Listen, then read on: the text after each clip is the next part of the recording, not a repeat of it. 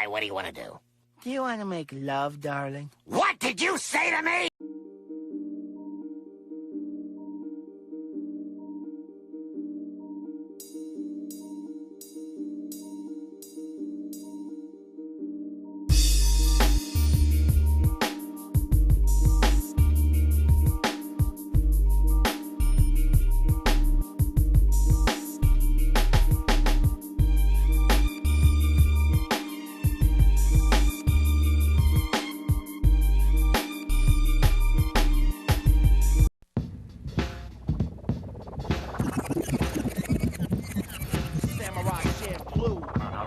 Fine then, let's get started. Welcome back to a brand new excerpt from my wonderful book of tales. It is I, Mykonos, your wonderful host that resides on the darkest corners of the internet woods. I hope you're cozy, cause I got a story that will last you till dawn. It just won't be your enemy, like today's story. Sit back, relax, grab a snack, and please enjoy. The dawn is your enemy.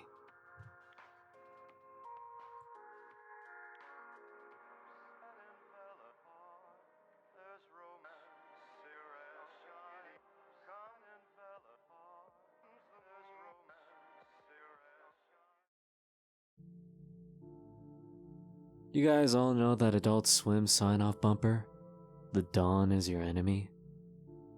There's a reason they don't show it anymore. The last day the bump was used as a sign-off, instead of the normal running time of 9 seconds, it ran for an extended period of time until the automated services were overtaken by manual operation. We all know the sound that shook our childhoods. The resonating metal, the rumbles, the sound of metal scraping against metal. Feel free to look it up if you're a bit rusty.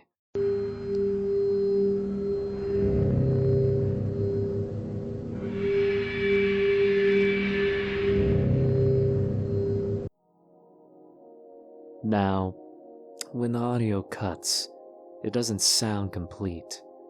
It's not finished, not over. The producers of Adult Swim / Cartoon Network were purposely cutting off the rest of the sound, and for good reason. What followed was the exact reason why you'll never see this bumper again on air. Once again, it supposedly only runs for about 9 seconds. This is a rough transcript of the usual audio. Resonating metal, followed by a rumble, followed by scraping metal and another rumble, and bumper. So, what could you put together with that? Nothing rings a bell, right? Exactly. The part that they used was utilized effectively to scare off children that were still tuned in to Adult Swim. It even gave adults goosebumps, because it was that good. It closely rivaled with the hammer clinks of the William Street production card in terms of nightmare fuel. Getting back on topic, usually a Cartoon Network employee would enter the control room left by an Adult Swim crew member and take over. It wasn't quite the case that day. However, the usual man scheduled to cue the sign-on and such programming for Cartoon Network for some reason did not start for the day. No one knows if he did this purposely, or whether or not his contract was terminated. This was the least of the problems Cartoon Network had at the time. What followed the common 9 seconds was an extended 2-minute broadcast of some of the most horrifying audio ever heard on public television. The metal continued to resonate, and the scraping continued. Slowly, a uncontrollable sobbing became clearer. Not only one person was crying, but a multitude of people were screaming and yelling. As the metal scraped, the screaming grew louder. Soon, you could hear the slicing of flesh, the grinding of bones, the gushing of blood, then the guttural death rattles of people dying. All across the United States, millions of children and adults were being exposed to what sounded like a barbaric mass murder.